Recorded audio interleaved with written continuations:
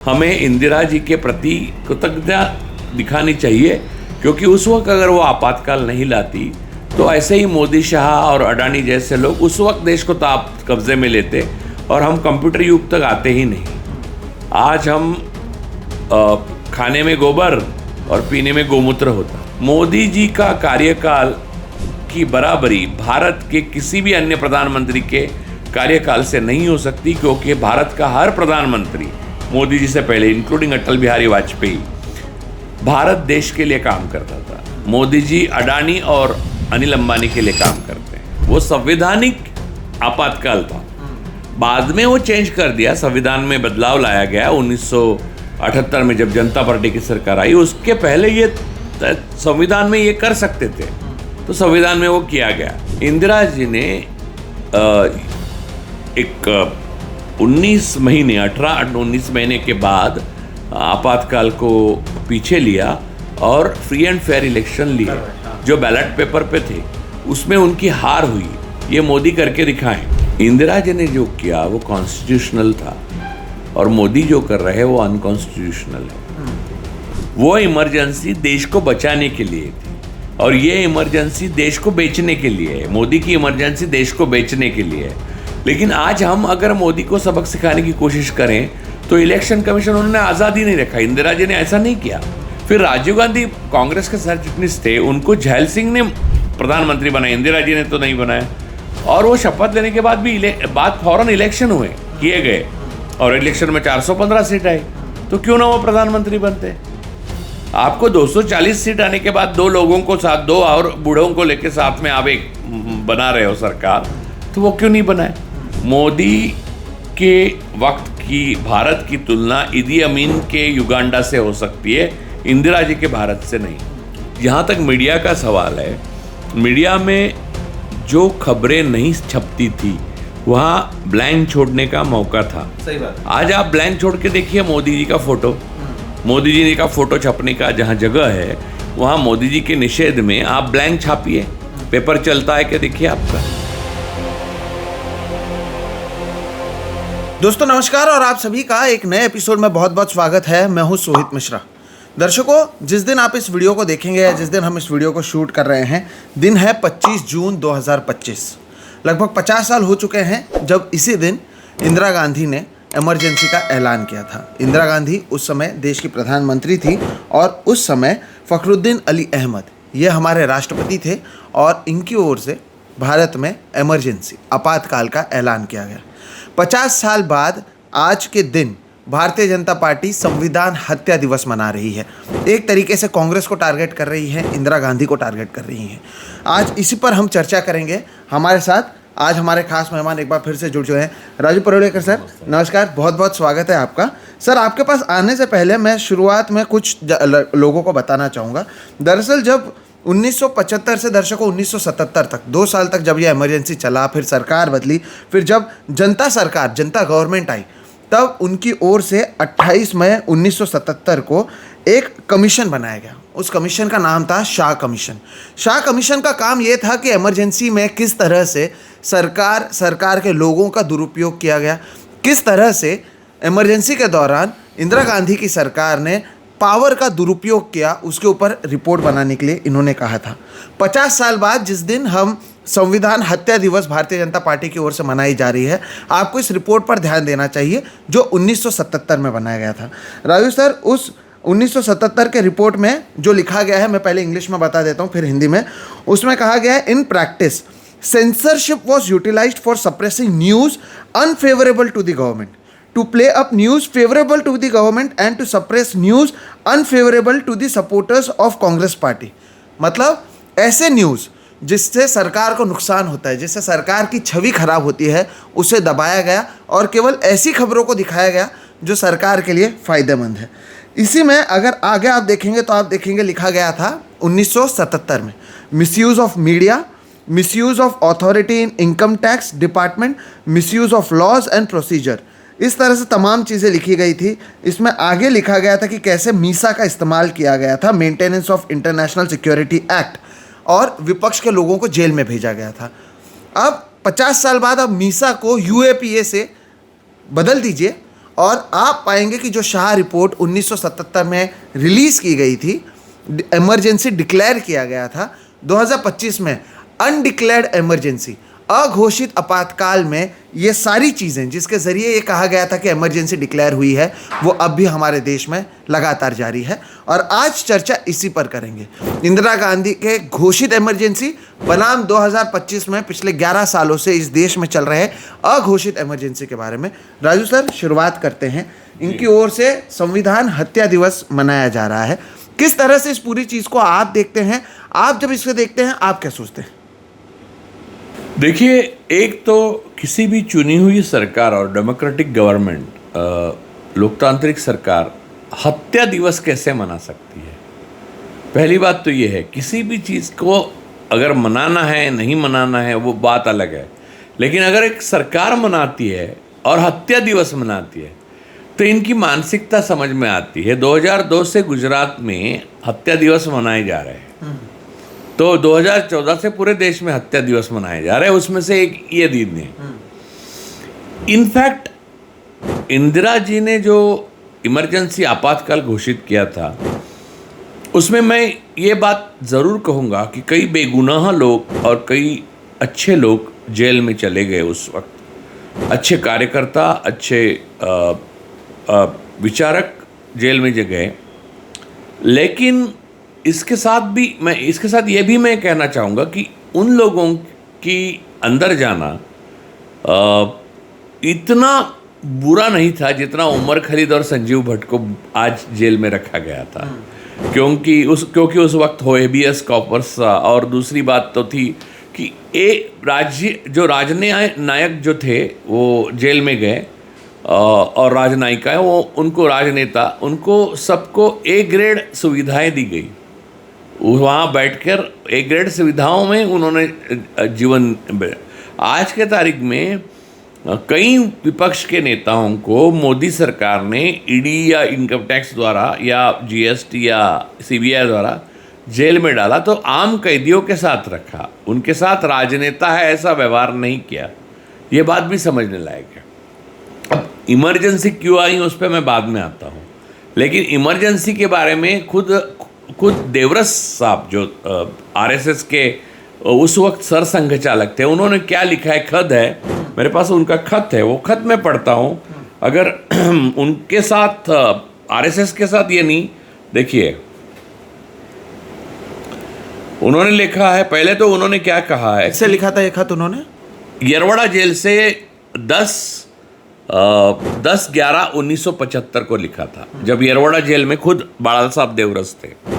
अब उन्होंने पहली बात ये लिखी है उसमें, अब लोग ये अब संघ और बीजेपी अब सत्ता हाथ में होने से गलत प्रचार कर रहे हैं कि न्यायमूर्ति ने हाईकोर्ट में, इलाहाबाद हाईकोर्ट में इंदिरा जी की सदस्यता की वैधता रद्द कर दी, इसलिए उन्होंने इमरजेंसी लाई। नहीं, उसके बाद उनको वैध ठहराया गया। उस पर इन्होंने पहला ही लाइन लिखी, उच्चतम न्यायालय यानी सुप्रीम कोर्ट के 5 न्यायाधीशों ने आपका चुनाव वैध ठहराया, इसके लिए आपका हार्दिक अभिनंदन। बाला साहब देवरस लिखते हैं।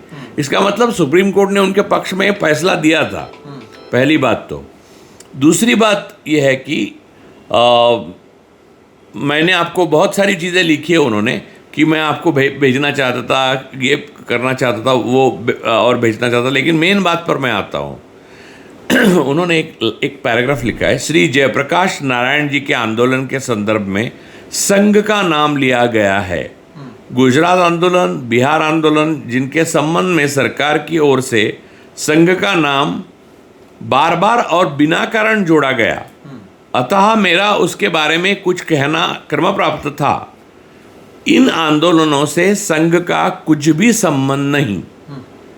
इसके स्पष्टीकरण में मैं केवल 2 बातें प्रमुखता कही है, और उन्होंने बाकी सारे ब्यौरा दिया है। तो संघ का कोई रिलेशन ही नहीं था। वो उन्होंने लिखा है कि ये जो आपातकाल आपने घोषित किया है उसको हम सपोर्ट करते हैं, समर्थन करते हैं, हमको बिना वजह अंदर डाला गया है। तो संविधान हत्या दिवस कैसे मनाया जा सकता है, क्योंकि इनका सपोर्ट था। हाँ, ये जेल में थे, जबकि सपोर्ट देने के बावजूद तो अब अगर आप कहते हो वो संविधान हत्या थी तो इनको जेल में जाना बराबर था, जाना ही चाहिए था। तो एक्चुअली उस वक्त नाराज कौन थे? जो स्मगलर थे, काला बाजारी वाले थे। राजनेताओं में वो राजनेता थे जिन राजनेताओं को अमेरिका से यानी 1971 में अमेरिका की नहीं सुनी इंदिरा जी ने, इसलिए जो लोग संपर्क बनाए रखे हैं CIA से, वो लोग थे। बाद में सारे जो वो लोग थे जिन्होंने सरकार को बंद, यानी एक कैबिनेट मिनिस्टर की हत्या हुई, ललित नारायण मिश्र, और सारे न्यायाधीश और चुनाव आयुक्त और सारे लोग, और आज के जैसे चुनाव आयुक्त नहीं थे, वो बाद में सिद्ध भी हुआ, उनकी हत्या पे उसके आह्वान किए जाने लगे। इंदिरा जी को मारने के लिए बड़ौदा डायनामाइट बनाने की वो साजिश रची गई जो जॉर्ज फर्नांडिस द्वारा की गई। यहाँ पर जेपी ने कहा कि RSS अपना भारत की सेना और भारत की पुलिस हथियार रख दे और हमारे साथ आए।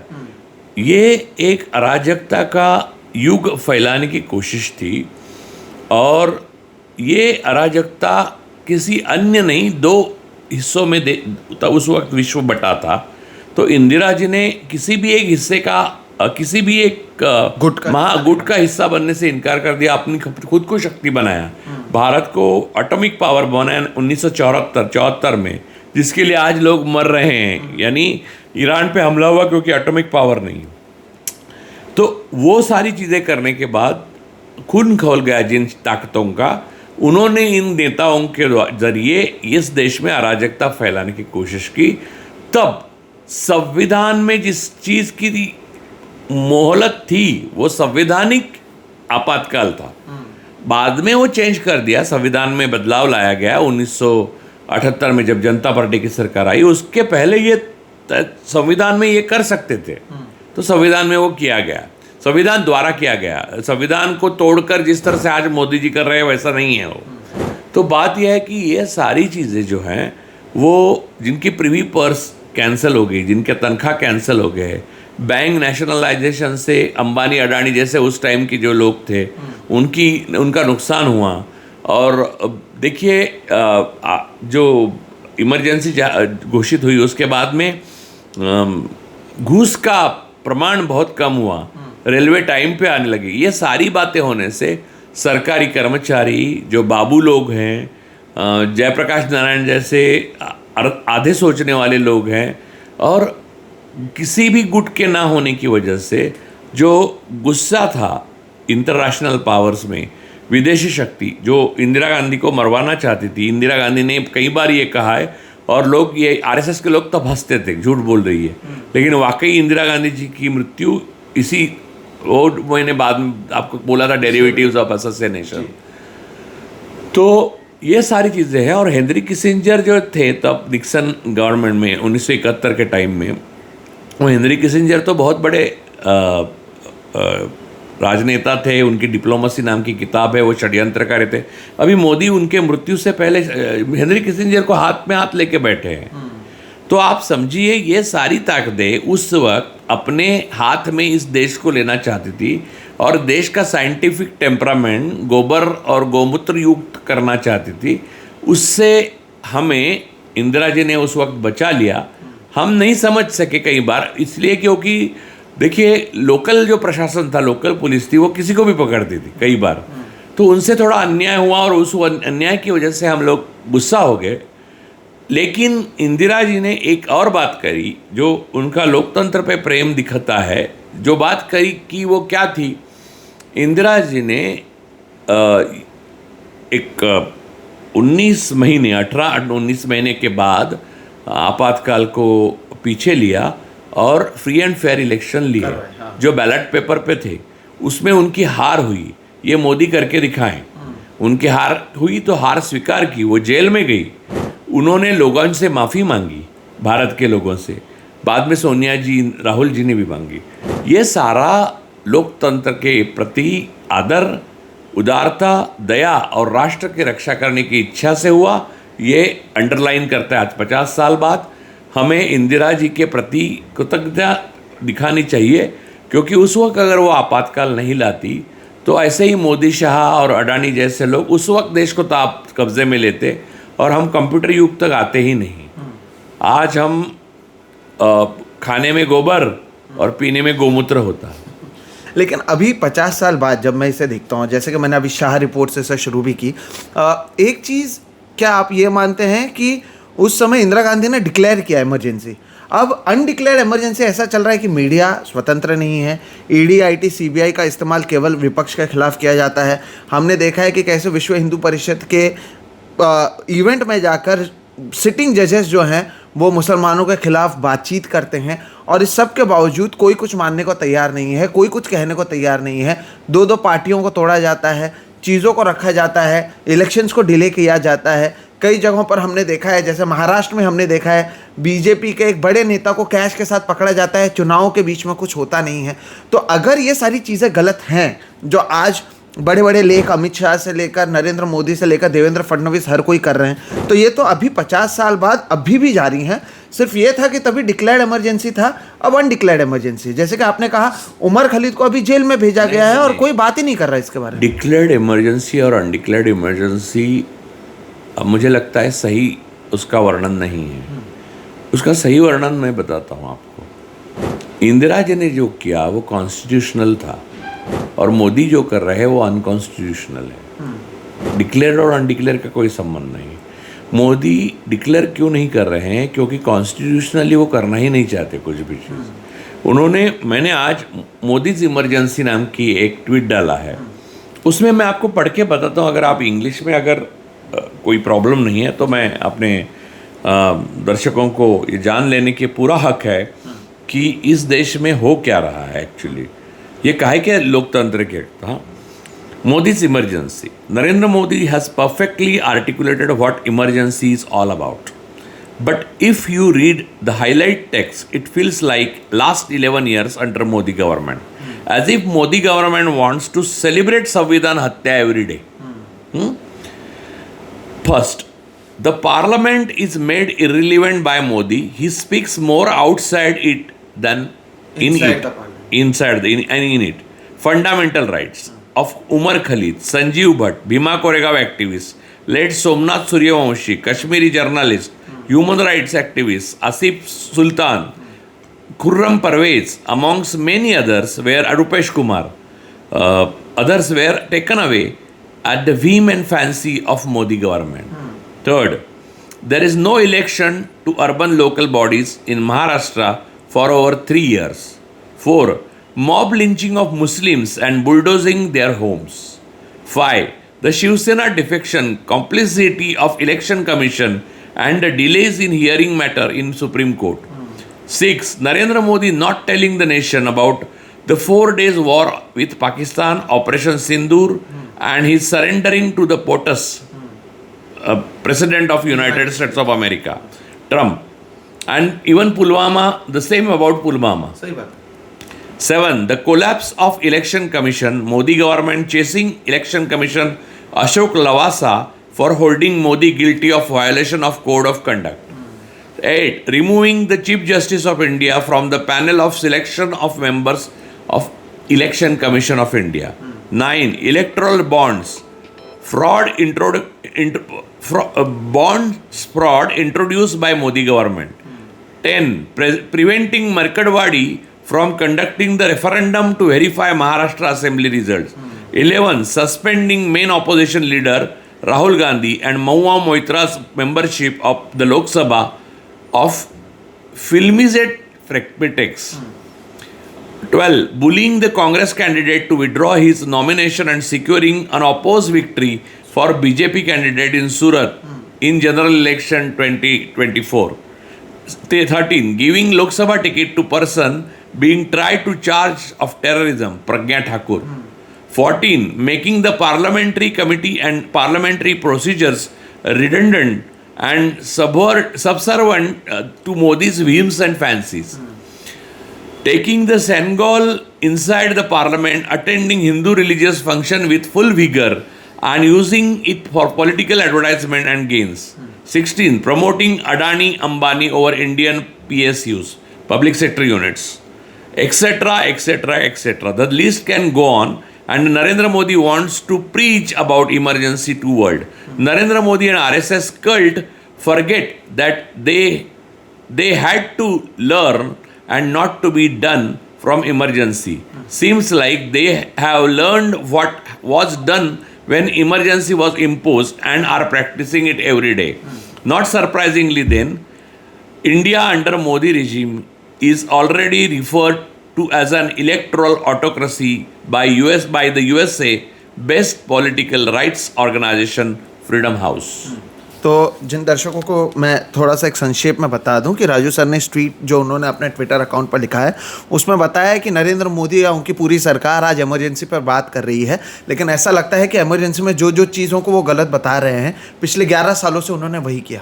प्रधानमंत्री मोदी ऐसा लगता है कि जो पार्लियामेंट है उसका मान सम्मान खत्म कर रहे हैं, सब कुछ अपने ऊपर ले लिया है और जितना वो संसद में नहीं बात करते हैं उससे ज़्यादा संसद के बाहर बात करते हैं। इसके अलावा उन्होंने बताया कि कैसे चाहे ऑपरेशन सिंदूर हो या दूसरे सारे मामले हों उसके बारे में जनता को कोई जानकारी नहीं दी जाती है, पूरी जानकारी को एक तरीके से सप्रेस किया जाता है। अदानी अंबानी को सब ताकत दे देना और जनता से वो ताकत छीन लेना या फिर मुसलमानों के घर को बुलडोज करना, उन्हें उनकी मॉब लिंचिंग पिछले 11 सालों से होना, नफरत फैलना, सेंगोल का इस्तेमाल करके अपने पॉलिटिकल गेन के लिए एक धर्म को दूसरे धर्म से ज़्यादा महत्व देना, इस तरह के जो तमाम चीज़ों का इन्होंने जिक्र किया है अपने इस ट्विटर अकाउंट के ज़रिए। एक तरीके से राजू सर ने बताने की कोशिश की है कि जो इमरजेंसी की बात कर रहे हैं या फिर इमरजेंसी का विरोध कर रहे हैं, जिन मुद्दों को लेकर आप विरोध कर रहे हैं, ऐसा लगता है कि पिछले 11 सालों से आप वही सारी चीज़ें करते हुए नजर आ रहे हैं। तो सर नहीं, और दूसरी बात यह है सोहित की इमरजेंसी के टाइम में जो अच्छी चीज़ें की, देश को बचाया गया, यानी तनख्वाह जो थे जो ये संस्थानिक थे, यानी जो राजे थे रजवाड़े थे उनको मिल रहे थे वो बंद कर दिए गए। फिर पहले उससे पहले अपना बैंक का पब्लिक सेक्टर में लाया गया, बैंक को यानी प्राइवेट सेक्टर से निकाला गया। यहाँ एकदम उल्टा हो रहा है, बैंकों के पैसे अडानी को दिए जा रहे हैं। वो इमरजेंसी देश को बचाने के लिए थी और ये इमरजेंसी देश को बेचने के लिए है। मोदी की इमरजेंसी देश को बेचने के लिए है।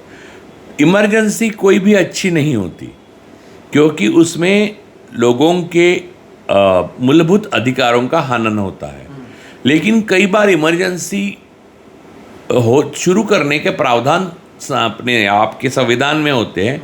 जो इंदिरा जी ने यूज़ किए वो संविधान में थे प्रावधान। वो प्रावधान इसलिए होते हैं क्योंकि देश पूरी तरह से बेकाबू हो जाता है और विदेशी शक्तियां उसको फुसलाती। जैसे देखिए अभी ईरान जब इजराइल के खिलाफ जंग लड़ रहा था और जीत रहा था, तब ईरान में जो भी मतभेद है उनके अंदरूनी मतभेद है, उसका इस्तेमाल करके एक पपेट, वो शाह का जो लास्ट वंश है, वो शाह रज़ा पहलवी का, उसको आगे करके उसको रेजिम चेंज करने के लिए कोशिश की जाते यूएस और बाकी ताकतें कर रही थी। इसका मतलब ये था कि ईरानियन लोगों के लड़ाई को, ईरानियन लोगों की मेहनत को, ईरानियन ने जो प्रगति की है उसको आप दूसरा स्थान देते हो और पहला स्थान ये देते हो कि हमारे इंटरेस्ट को ये सर्व करते हैं कि नहीं। ऐसा ही मौका हमारे देश के इतिहास में 1975 में आया था और हमारे विपक्ष के कई लोग, जैसे कि अब जो बात करते हैं सुब्रमण्यम स्वामी साहब, जॉर्ज फर्नांडिस, जयप्रकाश नारायण, ये सारे एक विदेशी ताकतों के हाथों में जाने अनजाने में खेल रहे थे। अब जैसे जैसे वक्त जा रहा है वैसे वैसे पता चलता जा रहा है कि इंदिरा जी ने कितने फ्रंट्स पे मुकाबला किया इसका, और अंततः उनको इमरजेंसी पे लाना पड़ा। इमरजेंसी में कुछ ऐसी घटना घटी जो बहुत कटु है, बहुत अच्छी नहीं है, लोगों के लिए बहुत ही बुरी है। उसका सबक इंदिरा जी को सिखाया गया। लेकिन आज हम अगर मोदी को सबक सिखाने की कोशिश करें तो इलेक्शन कमीशन उन्होंने आज़ादी नहीं रखा। इंदिरा जी ने ऐसा नहीं किया। इंदिरा जी की हार इसलिए हो सकी क्योंकि चुनाव आयोग स्वतंत्र, निष्पक्ष और बैलेट पेपर पे था और इंदिरा जी खुद हारी है वो इलेक्शन। उनके बेटे संजय गांधी इलेक्शन हारे हैं। तो ये प्रावधान भी नष्ट कर दिया मोदी जी ने। तो मोदी को आप किस मुंह से इंदिरा जी के आपातकाल को हत्या, एक तो संविधान की हत्या थी नहीं क्योंकि संवैधानिक थी, दूसरा उन्होंने इलेक्शन चुनाव आयोग को रोका नहीं था, चुनाव आयोग जब इलेक्शन लिया तो फ्री एंड फेयर इलेक्शन लिया, इसका सबूत स्पष्ट है कि इंदिरा खुद हार गई। ये हिम्मत मोदी में है नहीं है। और दूसरी बात यह है कि अमीर लोग इंदिरा जी के सोशलिस्ट और वेलफेयर स्टेट के थिंकिंग से गुस्सा थे, जो मटके वाले थे, फिर स्मगलर थे, हाजी मस्तान, करीम लाला, ये सारे लोग अंदर थे, जेल में थे, क्योंकि उनको जयप्रकाश नारायण का भोलापन यह है कि इन सबको अच्छी दिशा दिखाना या अच्छा जीवन जीने के लिए प्रवृत्त करना, यह उनको गांधीवाद लगने लगा। ऐसा कोई गांधीवाद था नहीं, गांधीयन थॉट। और देखिए, और एक मैं बोलता हूँ, गांधीयन थॉट के सबसे बड़े प्रचारक और वाहक अगर कोई थे तो वो विनोबा भावे थे, क्योंकि जब गांधी जी ने सत्याग्रह की शुरुआत की थी तो पहले सत्याग्रही विनोबा भावे थे। उन्होंने इमरजेंसी को अनुशासन पर्व कहा था, इसलिए आरएसएस वाले और समाजवादी जो अब आरएसएस के ही बन चुके हैं, जैसे जॉर्ज फर्नांडिस से लेकर नीतीश कुमार तक, वो सारे लोगों ने विनोबा भावे जैसे एक त्याग की मूर्ति को सरकारी संत बोलकर उन्हें अपमानित किया। जबकि विनोबा क्या खाते थे, क्या पीते थे, क्या पहनते थे, ऐसा क्या सरकार से उनको मिल रहा था? कुछ नहीं। उन्होंने अनुशासन पर्व कहा, सोच कर कहा, क्योंकि उन्हें समझ में आया कि देश की संप्रभुता, अक्षुण्णता और देश की ताकत को चैलेंज किया जा रहा है। हमारे देश के विपक्ष के कुछ नेताओं के द्वारा विरोधी शक्तियां जो इंटरनेशनल ताकतें हैं, विदेशी ताकतें हैं, वो कोशिश कर रही हैं, और उसको रोकने के लिए इंदिरा जी के पास जो सरकार थी वो काफ़ी नहीं थी, इसलिए उनको संवैधानिक प्रावधान का इस्तेमाल करके इस देश की रक्षा करनी पड़ी। मैं ये मानता हूँ कि आपातकाल ठीक नहीं था, उसमें जो लोगों को तकलीफ हुई, कुछ लोगों को, सामान्य लोगों को तकलीफ हुई, जेल जाना पड़ा वगैरह, तो उनके लिए इंदिरा जी ने खुद माफ़ी मांगी है बाद में। और बाद में सत्ता में फिर से वो आने के बाद, जनता पार्टी के जाने के बाद इंदिरा जी 1980 की इलेक्शन में सत्ता में आए तो उधर फिर से आपातकाल नहीं घोषित किया उन्होंने, उनको खुद को शहीद होना पड़ा। वरना तब भी वो अगर वो फैसिस्ट होती, अगर वो तानाशाह होती तो तब नहीं लाया उन्होंने। और ना ही उनके फैमिली के किसी को, राजीव गांधी को प्रधानमंत्री पद मिला, तो राजीव गांधी को आज तक कोई सोच नहीं सकता। 415 सीट देश में निष्पक्ष चुनाव हुए, बैलेट पेपर पर हुए और 415 सीट्स मिले, तभी वो प्रधानमंत्री बने। तो कहाँ, देखिए, ये लोगों का गलत फहमी है। नेहरू ने इंदिरा जी को कभी प्रधानमंत्री नहीं बनाया। लाल बहादुर शास्त्री नेहरू जी के मृत्यु के बाद प्रधानमंत्री बने, लाल बहादुर शास्त्री के बाद इंदिरा गांधी बनी, बराबर। और इंदिरा गांधी की मृत्यु के बाद संजय गांधी बनने वाले थे, वो संजय गांधी की मृत्यु तो पहले ही हो चुकी।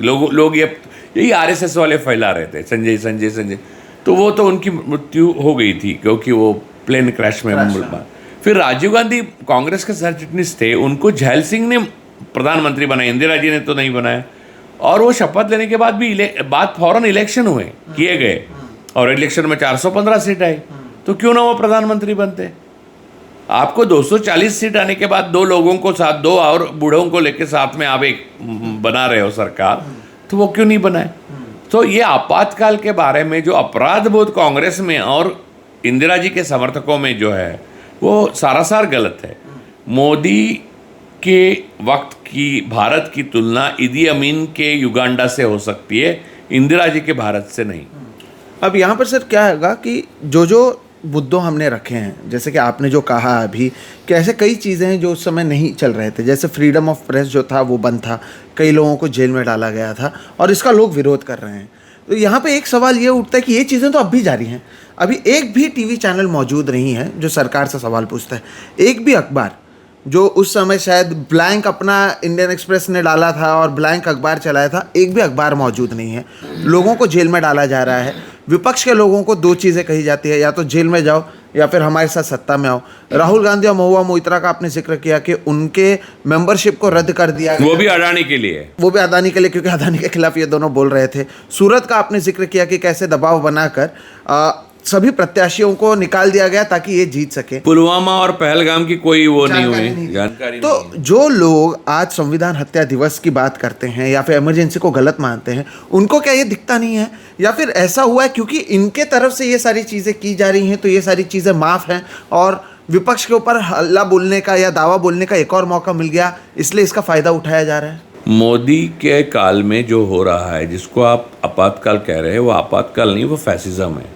एक दूसरा, वो आपातकाल की तरह संवैधानिक नहीं है, ये असंवैधानिक है। दो, तीसरी बात, उस वक्त इंदिरा जी ने आपातकाल घोषित किया था, उसके अच्छे बुरे परिणाम निकल आए, लेकिन वो आपातकाल देश को बचाने के लिए किया था। मोदी देश बेचने के लिए कर रहे हैं। आपको चुप क्यों किया जा रहा है? क्योंकि अडानी की धारावी पे आप ना बोले, अडानी के सुरजागढ़ पे आप ना बोले, अडानी के हाइफा पोर्ट पे आप ना बोले, इसलिए चुप कराया जा रहा है। इंदिरा जी ने इसलिए चुप नहीं किया था। इंदिरा जी ने देश की रक्षा के लिए लोगों को, और जहाँ तक मीडिया का सवाल है, मीडिया में जो खबरें नहीं छपती थी वहाँ ब्लैंक छोड़ने का मौका था। सही बात है। आज आप ब्लैंक छोड़ के देखिए मोदी जी का फोटो, मोदी जी का फोटो छपने का जहाँ जगह है वहाँ मोदी जी के निषेध में आप ब्लैंक छापिए, पेपर चलता है क्या देखिए आपका। हाँ, इंडियन एक्सप्रेस को बंद नहीं किया गया। हाँ, बंद नहीं किया गया। उन्होंने ब्लैक एक पूरी के पूरा ब्लैक छापा था इंडियन एक्सप्रेस, वो इंडियन एक्सप्रेस। और ये बहुत सारी जो जगह है जहाँ जिन्होंने प्रचार किया बाद में, जबकि आपने देखा कि देवरस ने खुद खत लिखा था कि हम शामिल नहीं हैं आपके खिलाफ आंदोलन में, हम इमरजेंसी को सपोर्ट करते हैं, उन्होंने लिखा था। लेकिन अब ये बोल रहे हैं, ये लोग बाहर से इस चीज़ को, हिंसा को, देश की विरोधी हिंसा को बढ़ावा दे रहे थे, हिंदू मुस्लिम कम्युनलिज्म को बढ़ावा दे रहे थे।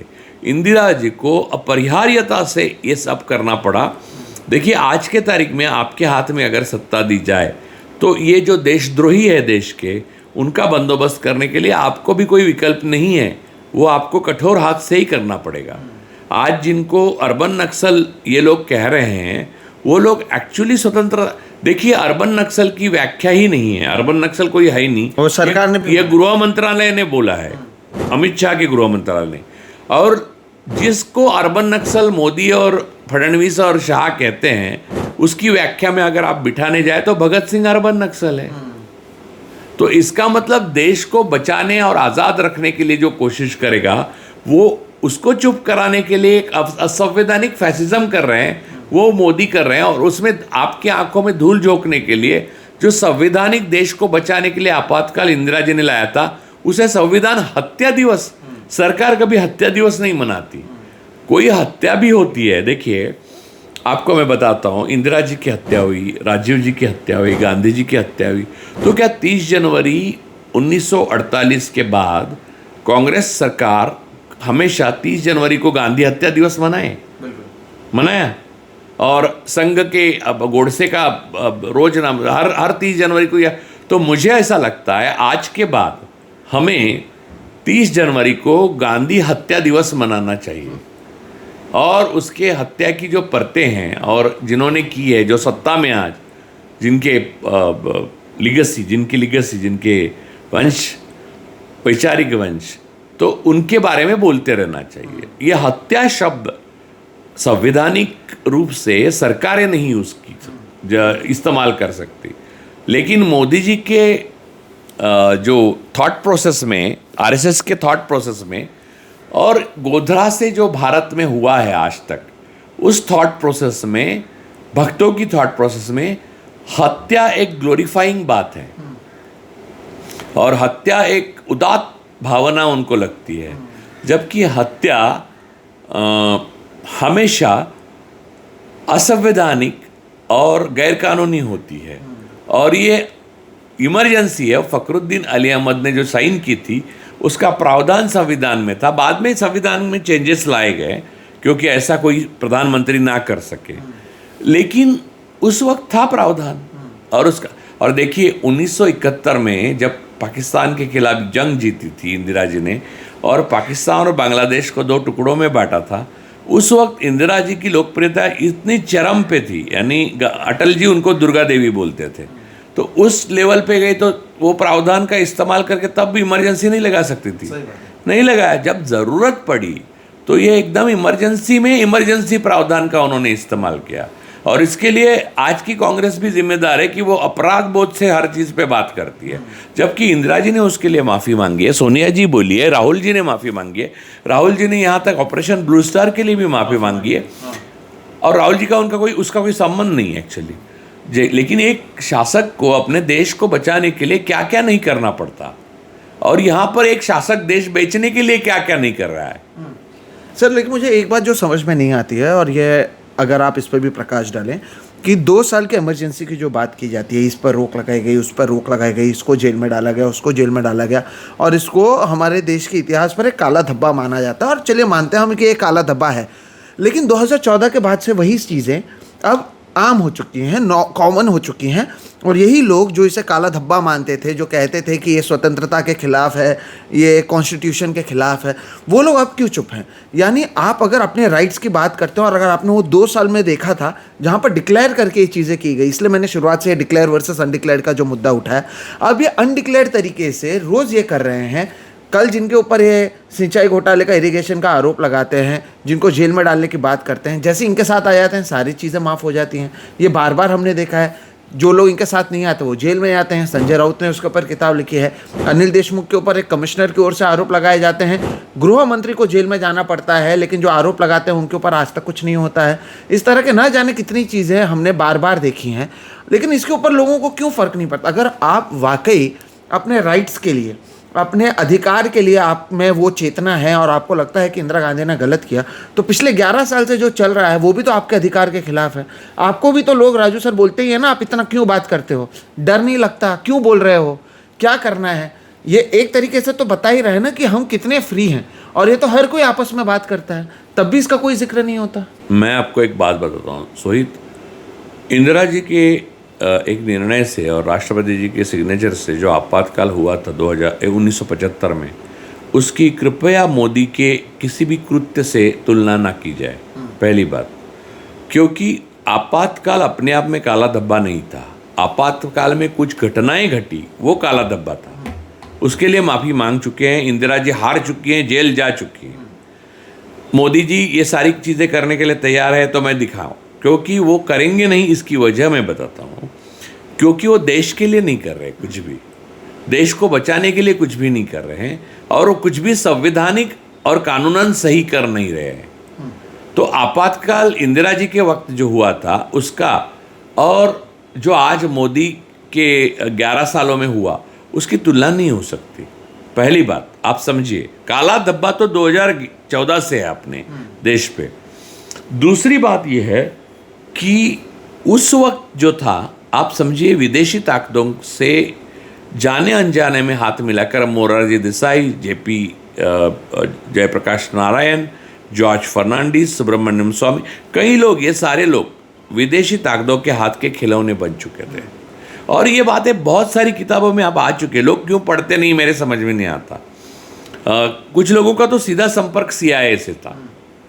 तो ये सारी बातें आप इन दिनों से तुलना नहीं करते। ये खुद मोसाद और CIA के साथ मिले हुए हैं, तो ये इनकी तुलना उस आपातकाल से नहीं, वो देश बचाने के लिए था। फिर से मैं एक बार करता हूँ, उसमें घटनाएं गलत हुई, वो धब्बा है, वो धब्बा घटनाएं हैं, वो निर्णय अपने आप में नहीं। यहाँ कोई निर्णय नहीं लिया गया है, मोदी जी ने कोई आपातकाल, कोई संसदीय प्रणाली का आदर करने वाले व्यक्ति नहीं है मोदी जी।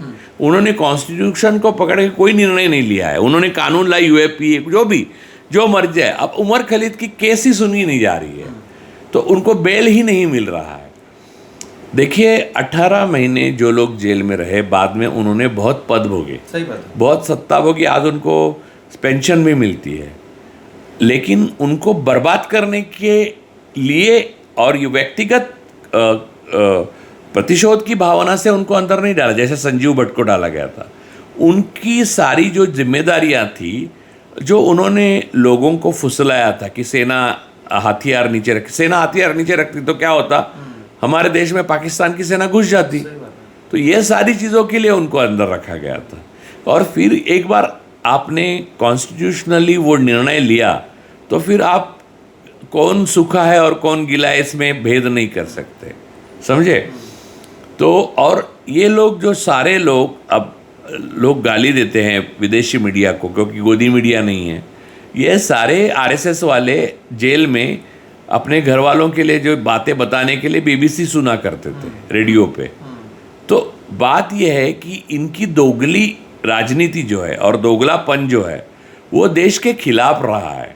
ये देशद्रोही है, ट्रेटर्स है, और इन ट्रेटर्स को इंदिरा जी की देशभक्ति से आप कभी भी कंपेयर मत करिए। मोदी जी का कार्यकाल की बराबरी भारत के किसी भी अन्य प्रधानमंत्री के कार्यकाल से नहीं हो सकती, क्योंकि भारत का हर प्रधानमंत्री मोदी जी से पहले, इंक्लूडिंग अटल बिहारी वाजपेयी, भारत देश के लिए काम करता था। मोदी जी अडानी और अनिल अंबानी के लिए काम करते हैं, और विदेश में कुछ ऐसी ताकतें हैं जिनके लिए काम करते हैं, जिनके साथ काम करते हैं। तो मैं ये नहीं मानता कि आपातकाल कोई धब्बा था और अभी जो कर रहे हैं वो धब्बा है, ये दोनों में कंपैरिजन की जाए, ऐसा नहीं है। ये महत्वपूर्ण बात आपने कही है।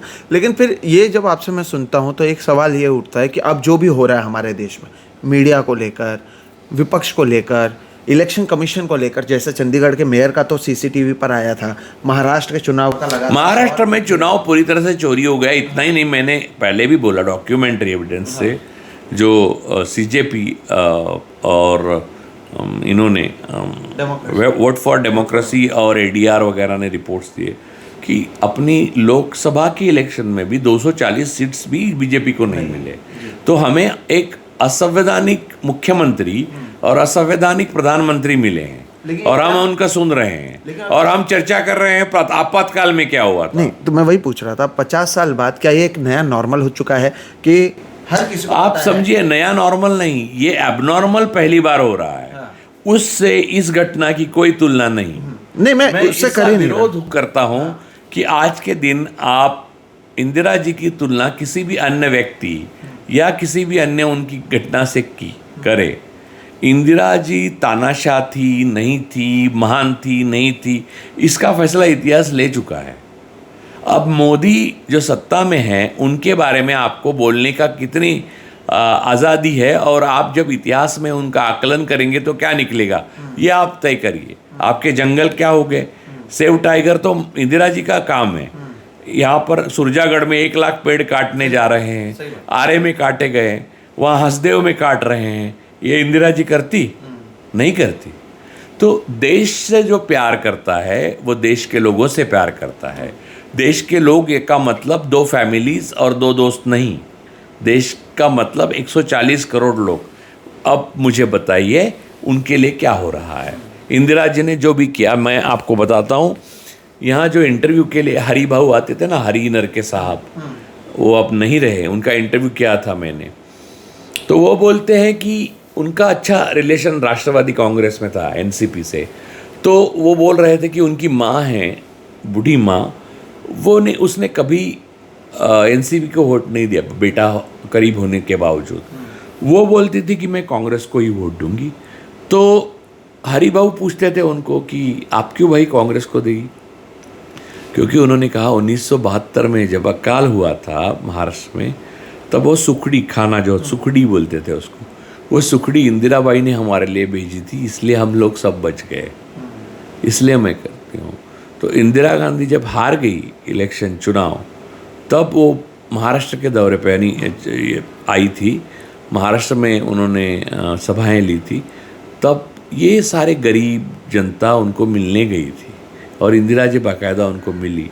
एक मिसेस ठाकुर करके इंदिरा जी की करीब थी, अब वो नहीं रही, मैंने उनका इंटरव्यू लिया था, तो उनके घर पे रही थी इंदिरा जी तब, क्योंकि उनके पास राजपाट नहीं था, प्रधानमंत्री पद नहीं था, वो जा चुका था, वो जेल जा चुकी थी, जेल बाद जाके बाहर आई थी। चिकमंगलुरु का उपचुनाव भी नहीं हुआ था, वो सांसद भी नहीं थी।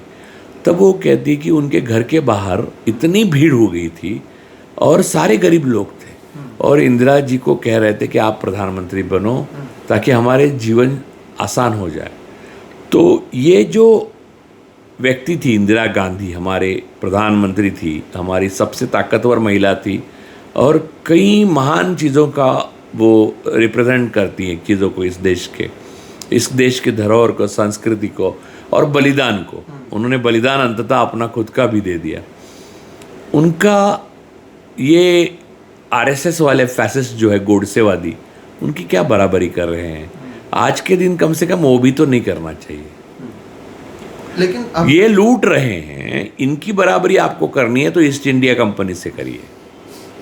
लेकिन अब जितनी बातें आपने कही, क्या आप इसमें ये भी मानते हैं कि कांग्रेस की कमी रही है इस चीज़ को लोगों तक पहुंचाने की या डिफेंड करने की, और इसी की वजह से अब इसके ऊपर इतनी राजनीति हो गई है कि प्रधानमंत्री से लेकर गृह मंत्री से लेकर मीडिया से लेकर आज का अखबार उठा लो तो ऐसा लगता है कि 50 साल में इससे बड़ी घटना कोई हुई नहीं और पिछले 11 साल में कुछ हुआ ही नहीं है। हर जगह पर कहीं ना कहीं एक तरीके से कांग्रेस पर हमला बोलने का एक खुला छूट कांग्रेस की ही गलती की वजह से भारतीय जनता पार्टी को मिल चुका है। देखिए, मैं एक बात बताता हूँ आपको, लोगों को बुरा लगेगा, कई लोगों को मेरी बात सुन के बुरा लगेगा, आपको भी हो सकता है लगेगा कि ये थोड़ा व्यक्तिगत हो जाता है, लेकिन जवाहरलाल नेहरू, पंडित जवाहरलाल नेहरू, इंदिरा जी, इंदिरा गांधी, फिर राजीव गांधी जिन्होंने कंप्यूटर रेवोल्यूशन लाया, और आज हमारे लिए लड़ रहे हैं जो विपक्ष के लिए, और जो एकमात्र व्यक्ति है जो सब बातें बोल रहे हैं, मोदी जी का पोल खोल रहे हैं, वो राहुल गांधी, और खुद के हाथ में प्रधानमंत्री पद आने के बाद भी 10 साल जिन्होंने प्रधानमंत्री पद का जिसके लिए जान चली जा रही है मोदी जी और संघ वालों की प्रधानमंत्री पद के लिए, तो वो प्रधानमंत्री पद उन्होंने ऐसे में ही दे दिया। आप मुझे बताइए, मोदी जी ऐसे अमित शाह को दे देंगे क्या प्रधानमंत्री पद? मैं चाहता हूँ कि दे दे, चलो मान लूँ मैं। तो ये करने वाले जो लोग हैं वो, और कांग्रेस फैमिली और कांग्रेस, मैं एक नहीं मानता।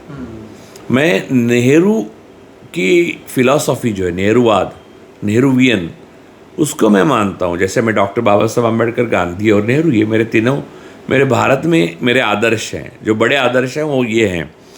तो नेहरू हों, इंदिरा जी हों, राजीव जी हों, सोनिया जी हों और राहुल, अब इनको अगर आप कांग्रेस से माइनस कर दो तो कांग्रेस और बीजेपी में कोई फ़र्क नहीं है। क्योंकि देखिए, अशोक चव्हाण जो महाराष्ट्र के कद्दावर नेता थे, या हेमंत बिस्वा शर्मा, तो अशोक चव्हाण को क्या नहीं दिया, मुख्यमंत्री बनाया, विपक्ष का नेता विपक्ष बनाया, फिर विखे पाटिल साहब उनको नेता विपक्ष, वो आसानी से बीजेपी के, आसानी से हेडगेवार साहब के वो बर्थडे विशेष डालते, गोलवलकर के डालते। तो कांग्रेस के जो नेता हैं वो सारे फ्यूडल लॉर्ड्स हैं, और उनके लिए बस अपनी संपत्ति और अपनी ताकत बचाए रखना और लोगों का शोषण करने के लिए मौका मिलना, इतना ही काफ़ी है। उनको ब्रांड से फ़र्क नहीं पड़ता। बीजेपी ब्रांड हो, कल अंग्रेज भी आए तो भी वो उनके साथ जाएंगे, कल मुगल आए तो उनके साथ भी यही गए थे। तो देखिए, गांधी फैमिली का एक जो लिगेसी है वो अलग है और कांग्रेस अलग है। तो आप कांग्रेस के बारे में कृपया मुझे कोई सवाल नहीं पूछिए, क्योंकि कभी अहमद पटेल कांग्रेस चलाते हैं, कभी वेणुगोपाल चलाते हैं, इनसे मुझे लेना देना नहीं है। मैं एक सिंबल के रूप में कांग्रेस के जो नेता हैं, मुख्य नेता, जैसे नेहरू हैं, इंदिरा जी हैं, सोनिया जी हैं, राजीव जी हैं और राहुल जी हैं, तो इनको मैं मानता हूँ कि यह सिंबल है, और वो मिले, मैं मिलना नहीं चाहता इनमें से किसी को, ना मिला हूँ। इसकी वजह सबसे ये है बड़ी, क्योंकि ना मिलने से वो सिंबल के बारे में जो आपको एक होता है ना, जैसे एक बेटे को आपका बाप फैंटम लगता है, वैसे लगता है ना, वही। और कहते भी हैं नेवर मीट योर हीरोज, तो मिलना भी एक ये होता है कि फिर कई सारी जो धारणाएं हैं उसके ऊपर सवाल उठने लग जाती हैं। बहुत बहुत शुक्रिया राजू सर, आपने बात की। दर्शकों देखिए, हमारी कोशिश जो है, जिस तरह से इस पूरे मुद्दे पर 50 साल बाद राजनीति की जा रही है, उस पर बातचीत करने की थी, और हमारी कोशिश थी ये समझने के लिए कि 50 साल पहले क्या हुआ, मौजूदा भारत में क्या हो रहा है, कांग्रेस और इंदिरा गांधी का इसमें क्या रोल था, अभी की देश में अभी की सरकार क्या कर रही है। मुझे लगता है कि इतना बड़ा एपिसोड का जो जवाब है वो राजू सर के उस एक ट्वीट पे भी मिल जाता है आपको, जिसमें उन्होंने बताया कि पिछले 11 साल में ऐसा लगता है कि मानो ये लोग इमरजेंसी में जो जो चीज़ें गलत हुई थी उसे हर रोज़ के डेली यूज़ में लाने की कोशिश कर रहे हैं, और जो जनता है वो भी आंख बंद करके सब कुछ सह रही है।